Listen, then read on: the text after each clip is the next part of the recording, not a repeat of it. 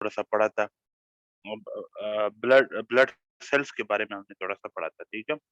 थोड़ी-सी हम जो है कल बात करना भूल गए थे ब्लड की कंपोज़िशन के बारे में, कि आपके पास ब्लड जो है, ब्लड वेसल के अंदर आपके पास ब्लड होता है, ठीक है? ये ब्लड वेसल है, इसके अंदर आपके पास ब्लड है।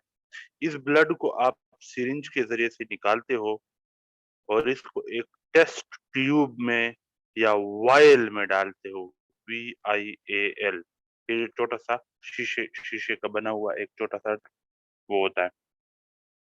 जब आप इसके अंदर डालते हो और थोड़ी देर के लिए रखते हो, तो थोड़ी देर के बाद ये 2 हिस्सों में डिवाइड हो जाता है, ठीक है?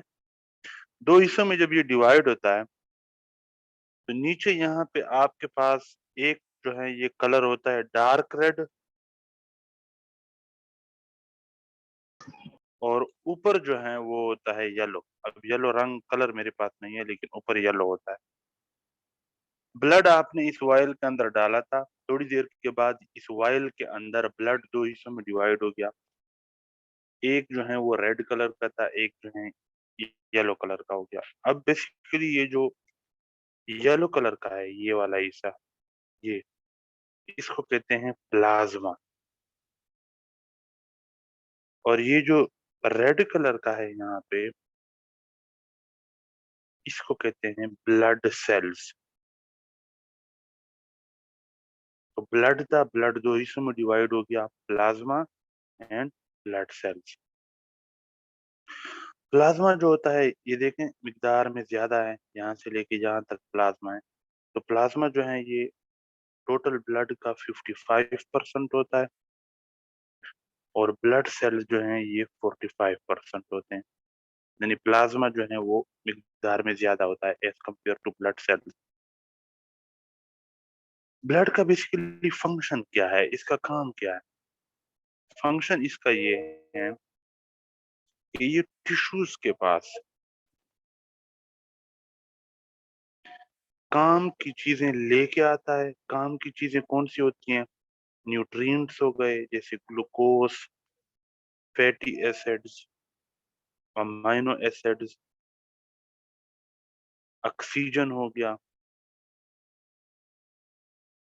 ड्रग्स हो गई जो आप दवाई खाते हो, लेट्स सपोज़ आप बीमार हो तो वो ब्लड के ज़रिए से आपके टिश्यूज़ तक पहुँचता है। तो काम की चीज़ों को टिश्यू के पास लेके आता है और बेकार चीज़ों को टिश्यू से लेके जाता है। बेकार चीज़ों में कौन हो गया? जैसे कार्बन डाइऑक्साइड हो गया, टिश्यू के अंदर ऑक्सीजन आया था और यहाँ पे मेटाबॉलिक वेस्ट प्रोडक्ट बने थे जिसमें एक था कार्बन डाइऑक्साइड। तो कार्बन डाइऑक्साइड को टिश्यू से लेके जाना लंग्स के पास ताकि लंग्स इसको एक्सहेल करके बाहर निकाल दे। ये टिश्यू से लेके जाना ये क्या काम है? ये भी ब्लड का फंक्शन है। तो काम की चीज़ों को टिश्यूज़ के पास लेके जाता है और बेकार चीज़ों को टिश्यू से उठाता है। ये फंक्शन है बेसिकली ब्लड का। ब्लड 2 हिस्सों पर मुश्तमिल होता है। प्लाज़्मा जो कि फ्लूइड वाला पोर्शन है, ये येलो कलर का होता है, येलो। और जो ब्लड सेल्स हैं, ये जो हैं डीप रेड कलर के होते हैं और ये 45% होते हैं। अब जो प्लाज़्मा है, इसके बारे में हम थोड़ी-सी बातें कर देते हैं, कि जो प्लाज़्मा है, सबसे पहला पॉइंट तो ये हो गया कि ये जो है 55% है। टोटल ब्लड अगर लेट्स सपोज़ ब्लड अगर 100% है ना, तो उसमें से 55% जो है वो प्लाज़्मा पर मुश्तमिल होता है, 45% ब्लड सेल्स पर मुश्तमिल होता है। तो अब ये जो प्लाज़्मा है, प्लाज़्मा किस चीज़ से बना हुआ है? ये प्लाज़्मा जो है, ये आपके पास मुख्तलिफ चीज़ों से बना हुआ है, जैसे वाटर 90%। यानी अगर आप अब सिर्फ़ प्लाज़्मा को देखो तो 90% जो है प्लाज़्मा के अंदर पानी होता है। इसके अलावा क्या होते हैं प्रोटीन्स, कितने होते हैं प्रोटीन 7 से 8%। अब ये प्रोटीन्स कौन से प्रोटीन्स होते हैं? ये आपके पास होते हैं मिसाल के तौर पर एल्ब्यूमिन, दूसरे आपके पास हैं ग्लोबुलिन, तीसरे आपके पास हैं फाइब्रिनोजिन। फाइब्रिनोजिन, ये 3 किस्म के प्रोटीन्स होते हैं जो कि प्लाज़्मा में मौजूद होते हैं। एक बहुत मशहूर प्रोटीन है हीमोग्लोबिन। याद रखो वो प्लाज़्मा में नहीं होता, वो ब्लड सेल्स में, इसके अंदर जो रेड ब्लड सेल्स हैं उनमें होता है हीमोग्लोबिन। ये जो बाकी प्रोटीन है ये प्लाज़्मा के अंदर होते हैं। अब इन प्रोटीन्स के मुख्तलिफ फंक्शन हैं, जैसे फाइब्रिनोजिन जो है ये ब्लड को क्लॉट करता है। आपको ज़ख्म लगा, वहाँ से खून बहना शुरू हुआ, थोड़ी देर के बाद खून का बहना बंद हो जाता है, वहीं क्लॉट हो जाता है ब्लड। तो उस क्लॉटिंग में कौन-सा प्रोटीन किरदार अदा करता है? फाइब्रिनोजिन। एक और किस्म की प्रोटीन है ग्लोबुलिन, इनसे बनती हैं एंटीबॉडीज़, जो आपके इम्यून सिस्टम का हिस्सा है, जो वायरस, बैक्टीरिया, पैथोजेनिक ऑर्गेनिज्म के खिलाफ काम करती हैं, जो आपके इम्यून सिस्टम का हिस्सा है। इसलिए एंटीबॉडीज़ का दूसरा नाम क्या है? इम्यूनोग्लोबुलिन। क्योंकि इसको इम्यूनोग्लोबुलिन क्यों कहते हैं? क्योंकि ये ग्लोबुलिन प्रोटीन से बनी हुई होती हैं। एंटीबॉडीज़ के अंदर कौन-सा प्रोटीन होता है? Globulin protein. इसलिए एंटीबॉडीज को इम्यूनोग्लोबुलिन भी कहते हैं। तो इम्यून सिस्टम में हेल्प करने वाला ग्लोबुलिन प्रोटीन जो कि बेसिकली एंटीबॉडी है। एल्ब्यूमिन जो है इसकी वजह से आपके जो ब्लड है उसका एक अनकार्टिक प्रेशर है। अब अनकार्टिक प्रेशर क्या है इसके ऊपर हम बाद में बात करेंगे। लेकिन अगर आपके ब्लड के अंदर एल्ब्यूमिन कम हो जाए ना, तो आपके फ्लूइड से, आपके ब्लड वेसल से फ्लूइड बाहर लीक होना शुरू हो जाएगा और सारा जिस्म आपका फूल जाएगा, स्वेलिंग हो जाएगी, एडीमा हो जाएगा। फ्लूइड को ब्लड वेसल से बाहर कौन नहीं जाने देता? ये एल्बुमिन जो अंदर मौजूद होता है। तो ये एल्बुमिन की वजह से अनकार्टिक प्रेशर है ब्लड का, यानी ये फ्लूइड को बाहर जाने नहीं देता। तो ये 3 मेन प्रोटीन है जो कि प्लाज्मा का हिस्सा है। इसके अलावा चौथी चीज़ जो है, जो कि प्लाज़्मा के अंदर मौजूद होती हैं, वो हैं ऑर्गेनिक और इनऑर्गेनिक चीज़ें। ऑर्गेनिक एंड इनऑर्गेनिक चीज़ें। अब ऑर्गेनिक कौन-सी चीज़ें होती हैं? आप लोगों ने केमिस्ट्री पढ़ी हुई है, वो चीज़ जिसके अंदर कार्बन और हाइड्रोजन हो, उस चीज़ को हम ऑर्गेनिक कहते हैं, जिसके अंदर कार्बन और हाइड्रोजन हो। मिसाल के तौर पर अगर आप देखो अमाइनो एसिड्स, अगर आप देखो ग्लूकोज़, ग्लूकोज का क्या फार्मूला है? C6H12O6। देखो इसके अंदर कार्बन भी है और हाइड्रोजन भी है। तो जिसके अंदर कार्बन और हाइड्रोजन हो ऐसी चीज को हम ऑर्गेनिक थिंग कहते हैं। तो ग्लूकोज एक ऑर्गेनिक थिंग है क्योंकि इसके अंदर कार्बन और हाइड्रोजन है। इसी तरह अमाइनो एसिड जो है ये भी एक ऑर्गेनिक चीज है, इसके अंदर भी कार्बन और हाइड्रोजन होते हैं। एंजाइम्स आपके जितने भी हैं वो आपके पास ऑर्गेनिक चीजें हैं क्योंकि वो कार्बन और हाइड्रोजन से बने हुए होते हैं।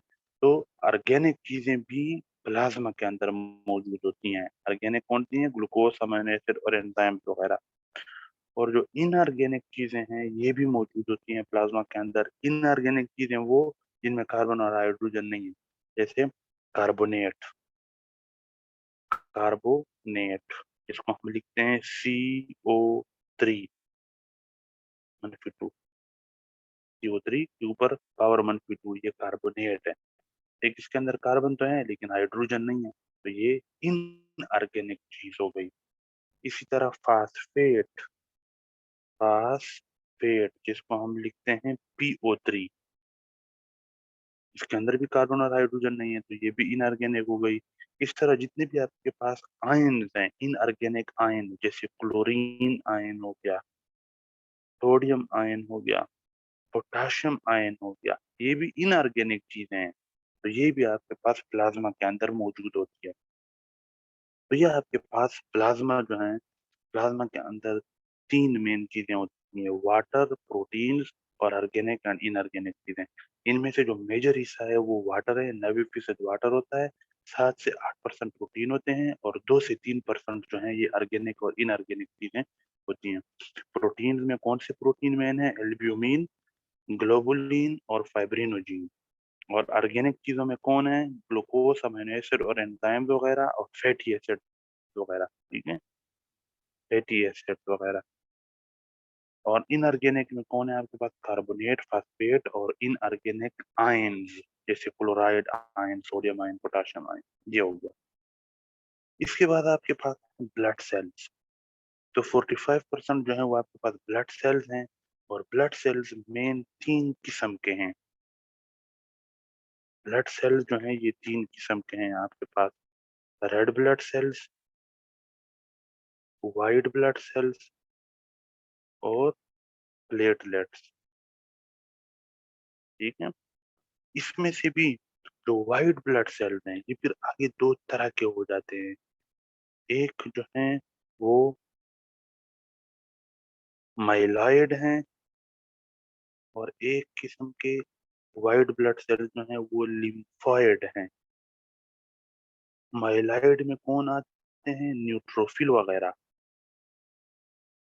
और लिम्फोइड में कौन आते हैं आपके पास? बी लिम्फोसाइट और टी लिम्फोसाइट और natural killer cells, NK cells, natural killer cells कहते हैं। ठीक है। तो ये आपके पास ब्लड सेल्स जो है ये बेसिक 3 किस्म के हैं: red blood cell, white blood cell, platelets. उसमें फिर व्हाइट ब्लड सेल 2 तरह के आ जाते हैं: माइलाइड और लिम्फोइड। माइलाइड में न्यूट्रोफिल वगैरह हैं, और लिम्फोइड में लिम्फोसाइट्स हैं। तो ये आपके पास आपका जो ब्लड की जो कंपोजिशन है कि ब्लड किस चीज से बना हुआ है, ये मैंने आप लोगों को बता दिया। ये ब्लड सेल्स जो हैं ये हमने कल भी पढ़े थे थोड़े से। तो अगर आप लोगों को याद हो, यहाँ पे हमने इसको डिस्कस किया था। किधर चला गया वो पेज? हाँ, ये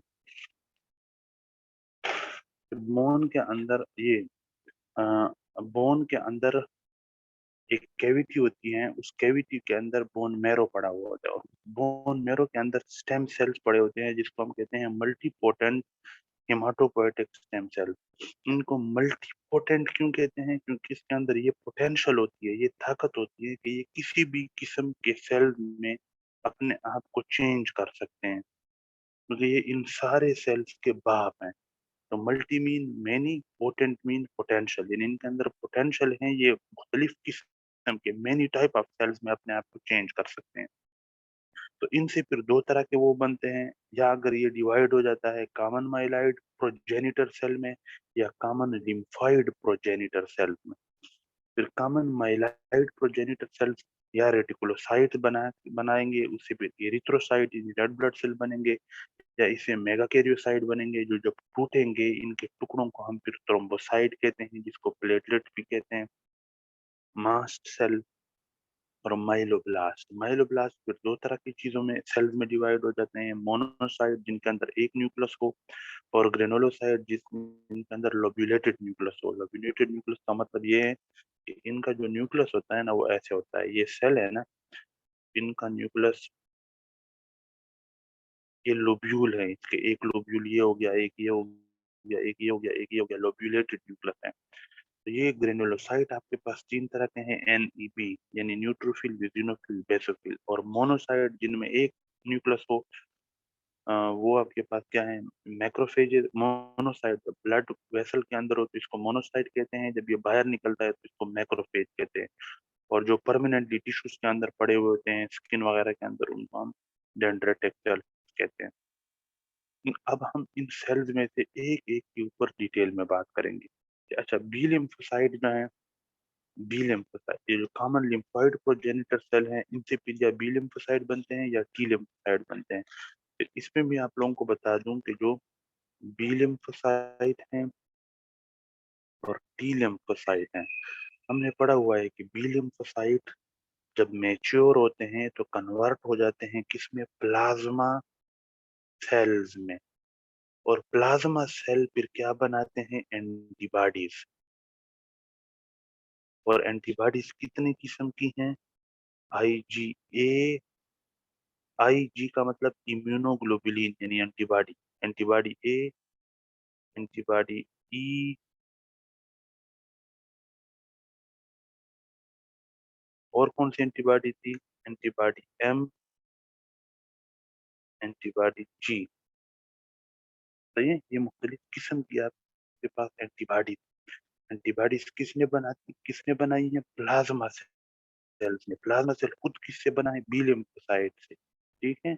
और बी लिम्फोसाइट किससे बने हैं? कॉमन लिम्फोइड प्रोजेनिटर सेल से। और कॉमन लिम्फोइड प्रोजेनिटर किससे बने हैं? मल्टीपोटेंट हेमाटोपोइटिक स्टेम सेल से। इसी तरह टी लिम्फोसाइट फिर डिवाइड हो जाते हैं दो में, या ये होंगे CD4 पॉजिटिव, या ये होंगे CD8 पॉजिटिव, ठीक है। जो CD4 पॉजिटिव है ये फिर दो में डिवाइड हो जाते हैं, टी हेल्पर 1 में और टी हेल्पर 2 में। ये आप लोगों के पास मेन जो है एक थीम है ब्लड सेल का। अब हम जाते हैं ब्लड सेल्स की तरफ। सबसे पहले हम एरिथ्रोसाइट यानी रेड ब्लड सेल्स के ऊपर बात करेंगे, सर ठीक है। इसमें IgD भी आते हैं? हाँ, आईजीडी भी हैं, आईजीडी भी मुख्तलिफ किस्म की आपके पास एंटीबॉडी है, ठीक है। अच्छा, अब जो है आपके पास अब हम बात करते हैं रेड ब्लड सेल की, जिसको आप एरिथ्रोसाइट कहते हो। देखो, इसको हम एरिथ्रोसाइट क्यों कहते हैं? एरिथ्रोसाइट, एरिथ्रो का मतलब होता है रेड, साइट का मतलब होता है सेल। तो एरिथ्रोसाइट इसलिए क्योंकि इसका जो कलर होता है वो रेड होता है। अब इसका कलर रेड क्यों होता है? क्योंकि रेड ब्लड सेल यानी एरिथ्रोसाइट के अंदर एक प्रोटीन मौजूद होती है जिसका नाम है हीमोग्लोबिन। और ये हीमोग्लोबिन प्रोटीन जो है, जब इसके साथ ऑक्सीजन अटैच होता है, जब हीमोग्लोबिन के साथ ऑक्सीजन अटैच होता है तो ये रेड कलर देता है, ठीक है। इसलिए हीमोग्लोबिन की वजह से रेड ब्लड सेल के अंदर सारा ये हीमोग्लोबिन पड़ा होता है, इसलिए ये रेड ब्लड सेल हमें रेड नजर आता है। बेसिकली ये रेड इस वजह से नजर आता है क्योंकि इसके अंदर एक प्रोटीन है जिसका नाम है हीमोग्लोबिन, वो इसके अंदर जो है वो पड़ा हुआ है। अब रेड ब्लड सेल अगर आपके जिस्म में ज्यादा हो जाए तो हम इसको कहते हैं पॉलीसाइथीमिया। पॉलीसाइथीमिया, पोली मीन मेनी, साइथ मीन सेल्स, कीमिया मीन ब्लड, सही है। पोली मीन मेनी, साइथ मीन सेल, कीमिया मीन ब्लड। यानी ब्लड के अंदर जब रेड ब्लड सेल ज्यादा हो जाते हैं तो हम ऐसी कंडीशन को पॉलीसाइथीमिया कहते हैं, ठीक है। अब अगर रेड ब्लड सेल्स की जो साइज हैं वो साइज इनका वेरिंग साइज के आ जाए, यानी मुख्तलिफ साइजों के रेड ब्लड सेल आपके पास ब्लड में आना शुरू हो जाए, जिनके साइज जो है मुख्तलिफ हों, एक इतना है, दूसरा इतना है, तीसरा इतना है, यानी मुख्तलिफ साइज, वेरिंग मीन डिफरेंट, एक दूसरे से डिफरेंट साइज के सेल, रेड ब्लड सेल अगर ब्लड के अंदर मौजूद हो तो ऐसी कंडीशन को हम कहते हैं एनिसोसाइटोसिस।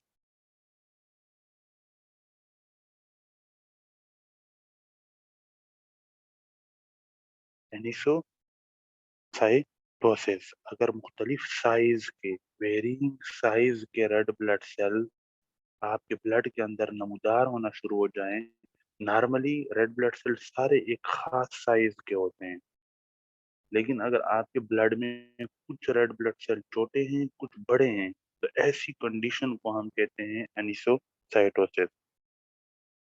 अगर आपके ब्लड में आरबीसी मुख्तलिफ शेप्स के आना शुरू हो जाए, किसी का शेप इस तरह है, किसी का शेप इस तरह है, किसी का शेप इस तरह है, तो ऐसी कंडीशन को हम कहते हैं पोइकिलोसाइटोसिस।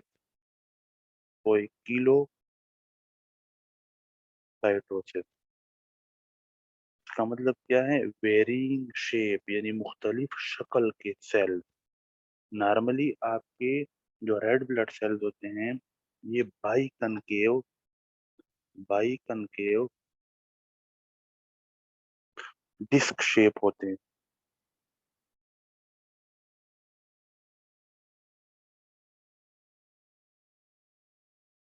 ठीक है? नॉर्मली इनका जो शेप होता है वो इस तरह होता है, इस तरह।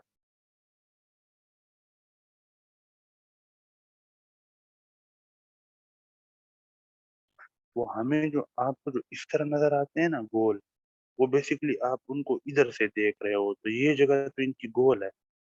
लेकिन अगर आप माइक्रोस्कोप के नीचे देखो, तो ये दरमियान में पतला है, ठीक है? इसके इस तरह होता है, इस तरह, इस तरह, ठीक है? कि दरमियान में ये पतला है। ये जो जगह है ये, और ये जो जगह है, ये 2 आपके पास कनकेविटी आ गई। तो बाइकनकेव डिस्क की तरह, इस तरह सीढ़ी होती है ना सीढ़ी, बाइकनकेव डिस्क शेप, ये शेप होती है रेड ब्लड सेल की।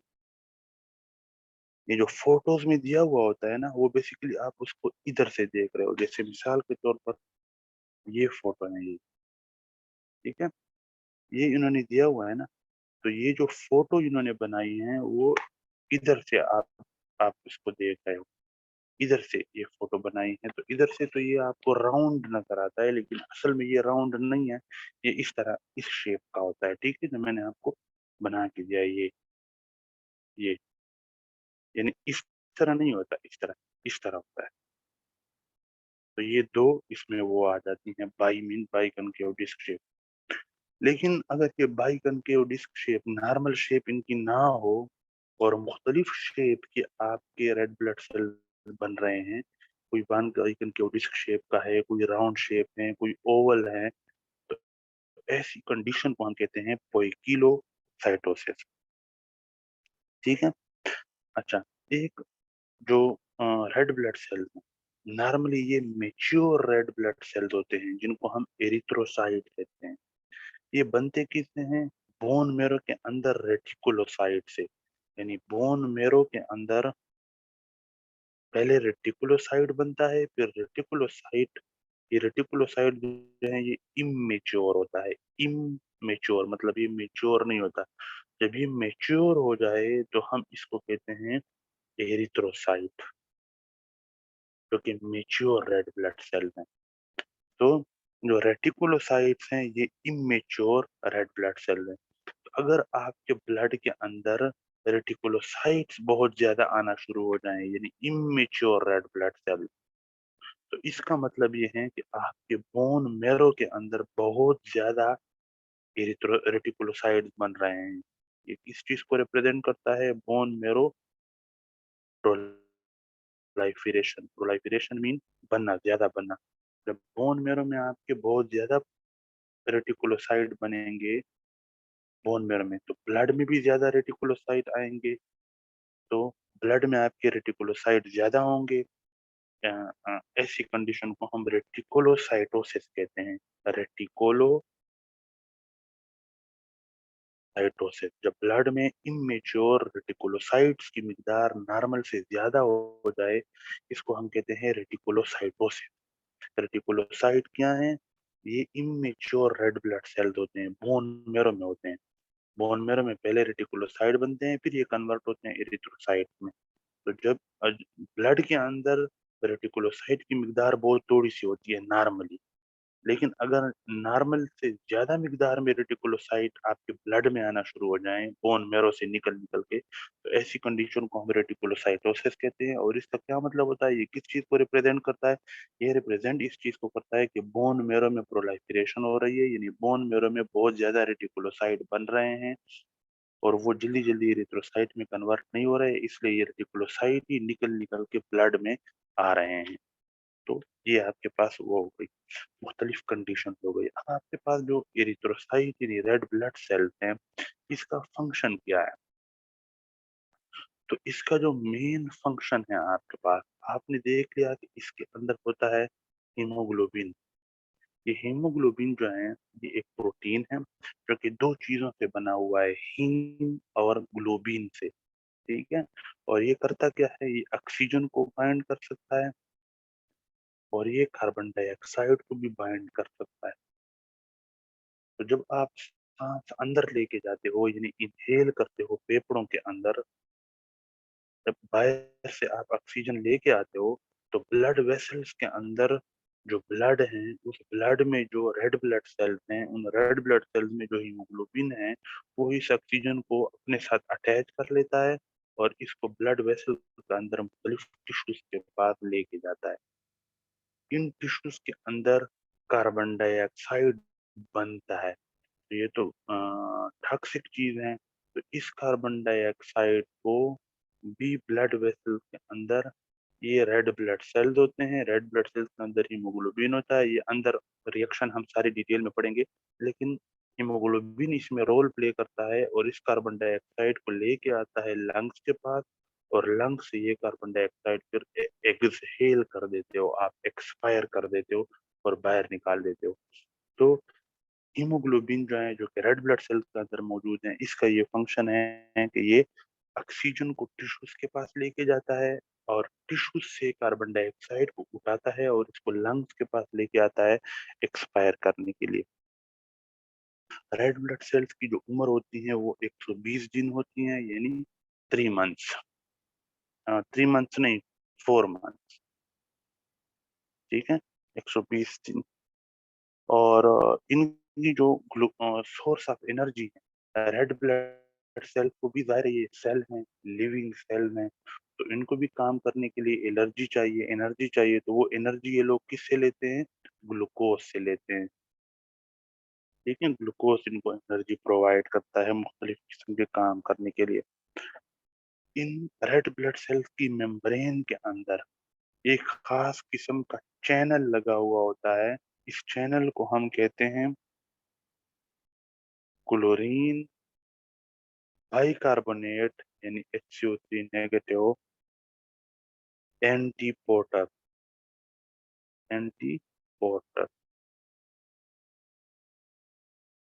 क्लोरीन Cl नेगेटिव बटा हुआ बाइकार्बोनेट HCO3 नेगेटिव एंटीपोटर। ये एक चैनल लगा हुआ होता है। इस चैनल का क्या काम है ये हम इंशाल्लाह आगे जाके पढ़ेंगे, लेकिन ये आप लोगों को पता होना चाहिए कि जो कार्बन डाइऑक्साइड को यहाँ से उठाता है, तो इसको जब ये लेके जाता है लंग्स के पास एक्सहेल करने के लिए, तो उसमें इस चैनल का बहुत बड़ा रोल है। इस चैनल का क्या नाम है? Chlorine bicarbonate एंटीपोर्टर।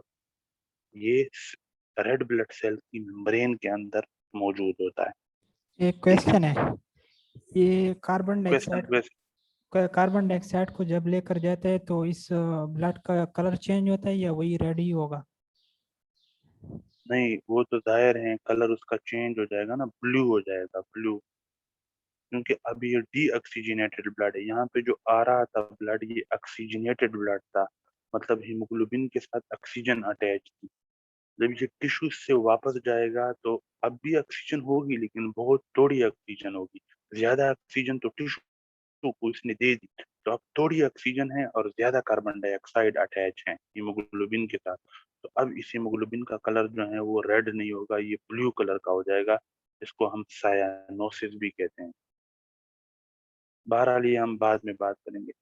तो ये आपके पास रेड ब्लड सेल्स के बारे में बात की। अ, ये आपके पास रेड ब्लड सेल, ये आपकी 120 डेज इसकी एज होती है। इसके अंदर हीमोग्लोबिन होता है, शेप इसकी बाइकन डिस्क शेप होती है। ठीक है, अगर ये ज्यादा हो जाए तो ऐसी कंडीशन को हम कहते हैं पॉलीसाइथीमिया। अगर इनकी मुख्तलिफ साइजों के रेड ब्लड सेल आपके ब्लड में आना शुरू हो जाए, एनिसोसाइटोसिस, मुख्तलिफ शेप्स के आना शुरू हो जाए, पैगिलोसाइटोसिस, और अगर रेटिकुलोसाइट्स जो कि इमेच्योर सेल्स हैं जिनसे फिर एरिथ्रोसाइट बनते हैं, अगर ये रेटिकुलोसाइट ब्लड के अंदर ज्यादा आना शुरू हो जाए तो हम ऐसी कंडीशन को रेटिकुलोसाइटोसिस कहते हैं। ये रेड ब्लड सेल के बारे में एक जनरल इंफॉर्मेशन थी। इसके बाद हमारे पास है प्लेटलेट्स, जिसको हम थ्रोम्बोसाइट्स भी कहते हैं। थ्रोम्बोसाइट्स, इनको हम थ्रोम्बोसाइट्स क्यों कहते हैं? क्योंकि थ्रोम्बो कहते हैं क्लाट होने को, थ्रोम्बस से निकला है, और साइट का मतलब सेल। तो जब ब्लड आपका बहता है, जख्म लगता है तो ब्लड निकलता है, तो उस ब्लड को रोकने में इन सेल्स का किरदार है कि ब्लड रुक जाए, ज्यादा ब्लड ना बह जाए, क्लाट बन जाए वहां पर। इसलिए इनको थ्रोम्बोसाइट्स कहते हैं और प्लेटलेट्स कहते हैं, प्लेटलेट। अब ये जो थ्रोम्बोसाइट्स हैं, ये जो देखो, हाँ, ये हम वैसे बाद में भी पढ़ेंगे, लेकिन जनरली मैं आप लोगों को यहाँ पे बता दूं, ये आपका ब्लड वेसल है।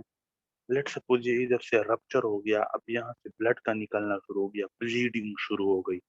अब इस ब्लीडिंग को आपका जिस्म खुद रोकने की कोशिश करता है, और इस खून को रोकने की जो कोशिश है, इसको हम कहते हैं हेमोस्टेसिस। ठीक है, ये जो ब्लीडिंग को रोकना है, इसको हम हीमोस्टेसिस कहते हैं। ये हीमोस्टेसिस दो किस्म का है, प्राइमरी, इसको 1 की पावर 0 लिखते हैं, और सेकेंडरी, इसको 2 की पावर 0 लिखते हैं।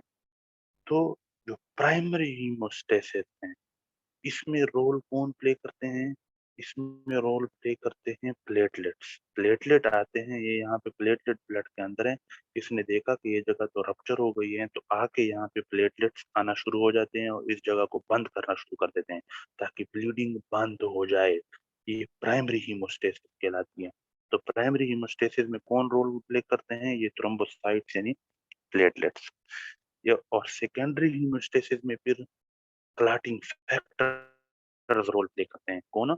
क्लॉटिंग वाले जो प्रोटीन है, क्लॉटिंग फैक्टर्स या क्लॉटिंग प्रोटीन, जैसे फाइब्रिनोजीन हो गया। तो ये मुख्तलिफ किस्म के जो क्लॉटिंग फैक्टर्स हैं, वो सेकेंडरी हीमोस्टेसिस करते हैं।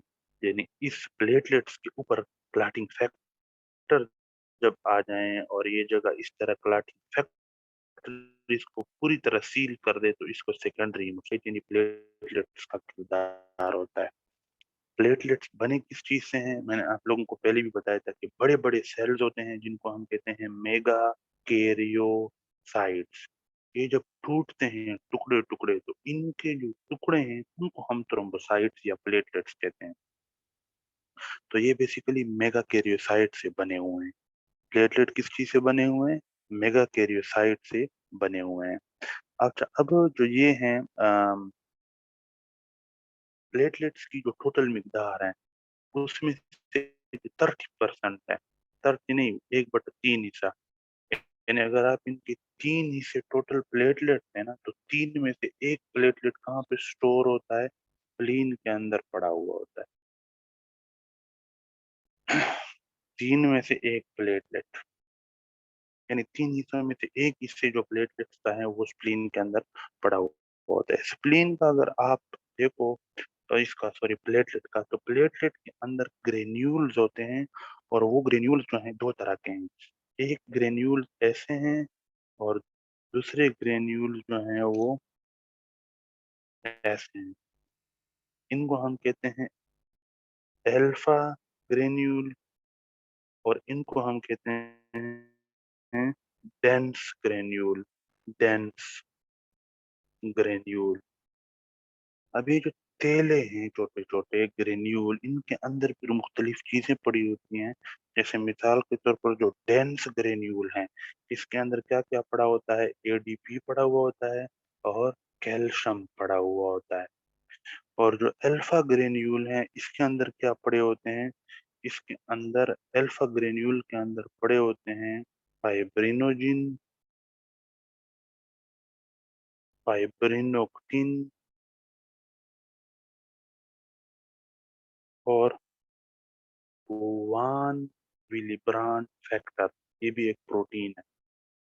प्लेटलेट के अंदर 2 तरह के ग्रेन्यूल यानी तेले होते हैं। एक को कहते हैं डेंस ग्रेन्यूल, इसके अंदर एडीपी और कैल्शियम होता है। एक को कहते हैं अल्फा ग्रेन्यूल, इसके अंदर फाइब्रिनोजिन, फाइब्रिनोक्टिन और वान विलिब्रांड फैक्टर जो है, ये मौजूद होते हैं। अब जो प्लेटलेट्स के ऊपर 2 तरह के रिसेप्टर होते हैं। प्लेटलेट्स के ऊपर 2 तरह के रिसेप्टर होते हैं। एक रिसेप्टर हो गया ये, एक रिसेप्टर हो गया, इधर डाल देता हूँ ये। प्लेटलेट्स के ऊपर 2 तरह के रिसेप्टर होते हैं। जो वान विलिब्रांड फैक्टर वाले रिसेप्टर हैं, जिसके साथ वान विलिब्रांड फैक्टर अटैच होता है। जिस रिसेप्टर के साथ वान विलिब्रांड फैक्टर अटैच होता है, इस रिसेप्टर को हम कहते हैं वान विली ब्रांड फैक्टर रिसेप्टर या GP1B। ये प्लेटलेट है। प्लेटलेट के ऊपर दो तरह के रिसेप्टर होते हैं। एक रिसेप्टर वो रिसेप्टर हैं जिनके साथ वान विली ब्रांड फैक्टर आके अटैच हो जाता है। तो इन रिसेप्टर को आप वान विली ब्रांड फैक्टर के रिसेप्टर भी कह सकते हो, आप इनको GP1B भी कह सकते हो। ठीक है। और दूसरे किस्म के रिसेप्टर हैं, ये हैं फाइब्रिनोजिन रिसेप्टर। उनके इसके साथ कौन आके अटैच होता है? फाइब्रिनो जी। 1 मिनट रहता है। तो ये फाइब्रिनोजिन जिसके साथ अटैच होता है, इन रिसेप्टर को हम फाइब्रिनोजिन रिसेप्टर भी कहते हैं। और इसका दूसरा नाम क्या है? GP2B3A। GP2B3A ये कौन है? इन रिसेप्टर का दूसरा नाम क्या है? GP2B3A। कौन से किस चीज के रिसेप्टर हैं? फाइब्रिनोजिन के, यानी इनके साथ फाइब्रिनोजिन आपके अटैच होता है और इनके साथ वान विली ब्रांड फैक्टर अटैच होता है, इसको GP1 भी कहते हैं। ये वान विली ब्रांड फैक्टर और फाइब्रिनोजिन कहाँ से आया? ये इस प्लेटलेट के अंदर खुद स्टोर था, इसने बाहर निकाला था। ये देखो, ये इन ग्रेन्यूल के अंदर वान विली ब्रांड फैक्टर मौजूद था और इन्हीं ग्रेन्यूल के अंदर फाइब्रिनोजिन भी स्टोर था। तो ये बाहर निकल के अपने ही रिसेप्टर के ऊपर बाइंड हो जाते हैं। तो ये आपके पास प्लेटलेट्स के बारे में वो चीजें थी। टाइम खत्म हो गया। थ्रोम्बोसाइटोपिनिया कहते हैं जब प्लेटलेट की तादाद कम हो जाए, कम बनना शुरू हो जाए, कम हो जाए ब्लड में, तो इसको कहते हैं थ्रोम्बोसाइटोपिनिया। पीनिया मीन कम हो जाना। तो जब आपके ब्लड के अंदर प्लेटलेट्स कम हो जाएं, इसको कहते हैं थ्रोम्बोसाइटोपिनिया। चलो नेक्स्ट मीटिंग शुरू करो। ये हो गया हमारे पास। अच्छा, अब अगर आप देखो, हमने जो है रेड ब्लड सेल्स के ऊपर भी बात कर ली, हमने प्लेटलेट्स के ऊपर भी बात कर ली, ठीक है। और हमने जो है, अब हम मास्ट सेल के ऊपर बात करते हैं, ठीक है। तो जो आपके पास मास्ट सेल है, मास्ट सेल के ऊपर यहाँ बात कर लेते हैं। मास्ट सेल, ये हमने वैसे पहले भी जो जनरल पैथोलॉजी वाला चैप्टर था उसमें थोड़े बहुत ही हिस्टामिन हमारे पास रिलीज करता है। यूज हुए थे। मास्ट सेल बेसिकली जो एलर्जिक रिएक्शन होते हैं, एलर्जिक रिएक्शन, REN का मतलब रिएक्शन, उसको ये जो मास्ट सेल हैं, ये एलर्जिक रिएक्शन को मेडिएट करते हैं। मेडिएट मीन हेल्प करना। तो जो एलर्जिक रिएक्शन की मीडिएशन है, यानी हेल्प करना, उसको करवाना, एलर्जिक रिएक्शन को, इनमें मास्ट सेल का किरदार होता है। बेसिकली मास्ट सेल और जो बेसोफिल होते हैं, बेसोफिल, इनका जो दादा है, बाप दादा है, ये सेम है। यही वजह है कि बेसोफिल के अंदर भी हिस्टामिन मौजूद होता है और मास्ट सेल के अंदर भी हिस्टामिन मौजूद होता है। ये मास्ट सेल और बेसोफिल एक दूसरे से अलग किस्म के सेल्स हैं, लेकिन इनका जो प्रिकर्सर है, प्रिकर्सर यानी जिससे ये बने हैं, वो सेम है। अब बेसिकली जो मास्ट सेल होता है उसके अंदर होते हैं ग्रेन्यूल। ये मास्ट सेल है, इसके अंदर थैले होते हैं, ग्रेन्यूल। ये बेसोफिलिक ग्रेन्यूल कहलाते हैं, बेसोफिलिक ग्रेन्यूल। इन बेसोफिलिक ग्रेन्यूल के अंदर जो है आपके पास मुख्तलिफ चीजें होती हैं, जैसे मिसाल के तौर पर histamine, heparin, tryptase and eosinophil, eosinophil chemotactic factor, chemotactic factor, ये मुख्तलिफ चीजें हैं। हिस्टामिन, हेपारिन, ट्रिप्टेज और यूजिनोफिल कीमोटैक्टिक फैक्टर, ये मास्ट सेल के अंदर मौजूद इस थैले, जिसको ग्रेन्यूल कहते हैं, बेसोफिलिक ग्रेन्यूल, इसके अंदर मौजूद होती हैं और ये एलर्जिक रिएक्शन करवाता है। एलर्जिक रिएक्शन आपके पास, जो एलर्जिक रिएक्शन है, ये आपके पास तीन चार तरह के हैं। टाइप 1, टाइप 2, इसके ऊपर एक अलग चैप्टर है पैथोलॉजी में पढ़ेंगे, टाइप 3 और टाइप 4। आपके पास आपके जिस्म के अंदर जो एलर्जी होती है, जो एलर्जिक रिएक्शन है, जिसको हम हाइपर सेंसिटिविटी रिएक्शन भी कहते हैं, हाइपर सेंसिटिविटी, ये जो एलर्जिक रिएक्शन है जिसको हम हाइपर सेंसिटिविटी रिएक्शन भी कहते हैं, ये टाइप 1, टाइप 2, टाइप 3, टाइप 4 चार किस्म के हैं।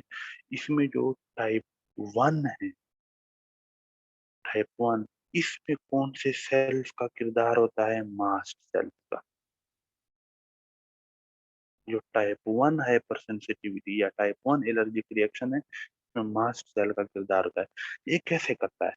बेसिकली ये जो मास्ट सेल है ना, इसके साथ अटैच होती है एंटीबॉडी, और वो कौन सी एंटीबॉडी? एलर्जी वाली एंटीबॉडी। एलर्जी वाली एंटीबॉडी कौन सी? तीन में, इन एंटीबॉडीज में एलर्जी वाली एंटीबॉडीज कौन सी हैं? ये ताहिर बताएगा हमें। ताहिर, इसमें एलर्जी वाली एंटीबॉडी कौन सी है, इसका रोल ई होता है एलर्जी में? ई में नहीं है, ई, IG। ई, IgE, ई जो है ये एलर्जी में रोल प्ले करती हैं। तो ये जो मास्ट सेल हैं, इसके ऊपर ये देखो, ये एक IgE एंटीबॉडी आके बैठ गई, और इसी के ऊपर ये दूसरी IgE एंटीबॉडी भी बैठी हुई है, बैठी हुई है, बैठी हुई है। सब कुछ हंसी खुशी चल रहा है। ये एक बंदा है, इस बंदे का नाम क्या है? फला बिन डमका। कोई भी फला बिन डमका एक बंदा है, उस बंदे का जिस्म के अंदर ये मास्ट सेल मौजूद है। उस मास्ट सेल के ऊपर दो एंटीबॉडीज बैठी हुई हैं। कौन सी एंटीबॉडीज हैं? IgE antibody, IgE।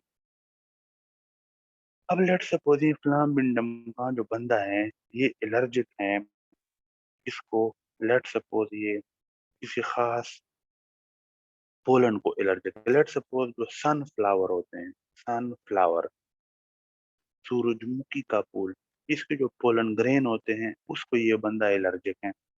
अब ये बंदा सनफ्लावर, जो सूरजमुखी का फूल है, उसके बाग के नजदीक गुजर रहा है, तो हवा में सनफ्लावर सूरजमुखी के फूल के पोलन ग्रेन्स हैं, ये उसने नाक के अंदर चले गए, उसके इनहेल हो गए, उसके जिस्म के अंदर चले गए। अब ये पोलन ग्रेन आता है यहाँ पे, और जैसे ही ये पोलन ग्रेन आके यहाँ पे बैठता है, ठीक है, जैसे ही ये पोलन ग्रेन आके यहाँ पे बैठता है, तो ये दोनों IgE एंटीबॉडीज एक दूसरे के साथ इंटरेक्ट करना शुरू कर देती हैं, और ये जो जैसे ही इंटरेक्ट करती हैं, मास्ट सेल को पता चल जाता है कि पोलन ग्रेन आ गया है, क्योंकि पोलन ग्रेन की गैर मौजूदगी में ये सिर्फ इस तरफ पड़ी होती हैं, एक दूसरे के साथ इंटरेक्ट नहीं करती। ये बंदा जिस चीज को एलर्जिक है, मिसाल के तौर पर पोलन ग्रेन, जैसे ही ये आता है तो ये एंटीबॉडीज एक दूसरे के साथ इंटरेक्ट करना शुरू कर देती हैं। जैसे ही इंटरेक्ट करना शुरू कर देती हैं, मास्ट सेल को पता चल जाता है।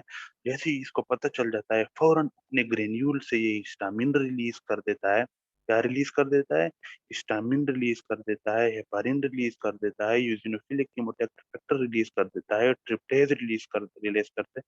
इसको कहते हैं, इस प्रोसेस को कहते हैं डी ग्रेनुलेशन, यानी ग्रेन्यूल्स का खुल जाना और इन सारी चीजों का निकल जाना, डीग्रेनुलेशन हो जाती हैं, और ये सारी चीजें रिलीज हो जाती हैं, और हिस्टामिन फिर एलर्जिक रिएक्शन जो है, उस जगह पे ब्लड वेसल जो है डायलेट होना शुरू हो जाते हैं, इचिंग शुरू हो जाती है, हिस्टामिन वगैरह की वजह से एक किस्म की एलर्जी हो जाती है।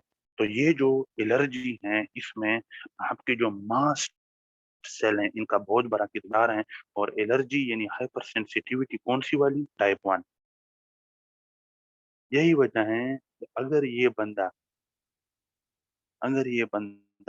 एक एक एक मेडिसिन है, हम फार्माकोलॉजी में पढ़ेंगे, मेडिसिन का क्या नाम है? Cromolyn sodium. अगर आप ये बंदा क्रोमोलिन सोडियम यूज करे दवाई, तो क्रोमोलिन सोडियम आती है और मास्ट सेल के अंदर ये जो ग्रेन्यूल होता है ना, इसको डीग्रेनुलेट नहीं होने देती, यानी इसको फटने नहीं देती।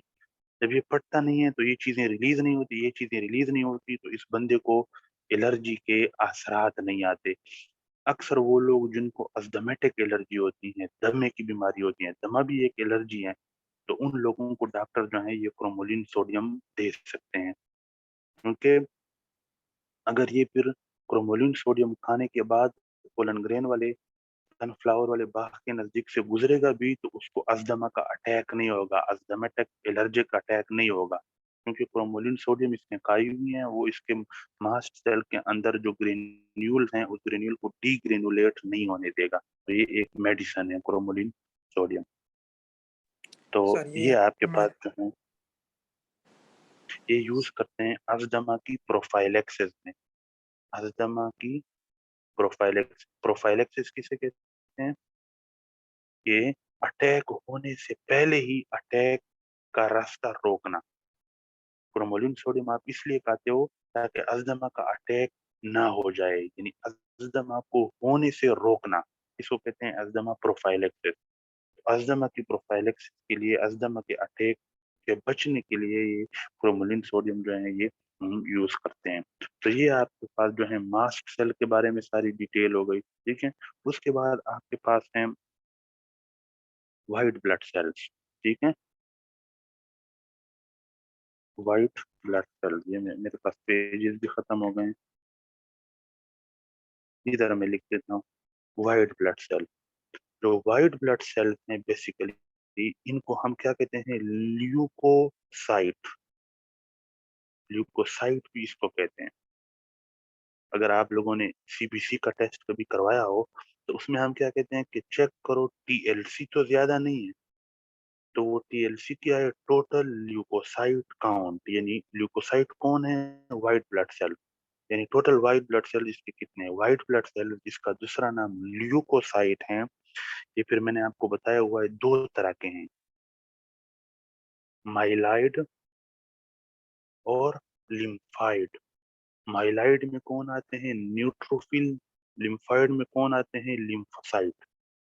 तो लिम्फोसाइट भी व्हाइट ब्लड सेल यानी ल्यूकोसाइट्स हैं, और न्यूट्रोफिल भी व्हाइट ब्लड सेल यानी ल्यूकोसाइट हैं।